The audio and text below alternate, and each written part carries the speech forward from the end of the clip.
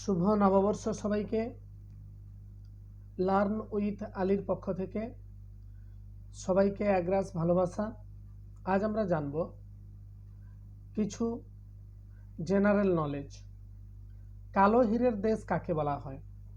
উত্তর হবে আসানসোল, কয়লার শহর রানীগঞ্জ, ফেডরিকনগর শ্রীরামপুর, অরণ্যের সুন্দরী বলা হয় ঝাড়গ্রামকে, বাবার ধাম তারকেশ্বর, ডুয়ার্সের প্রবেশদ্বার শিলিগুড়ি, মানভূম সিটি পুরুলিয়া, আমের শহর বলা হয় মালদাকে, পাহাড়ের রানী বলা হয় দার্জিলিংকে, অর্কিডের শহর বলা হয় কালিম্পংকে, সাদা অর্কিডের দেশ বলা হয় কার্সিয়াংকে, ভারতের রুড়ো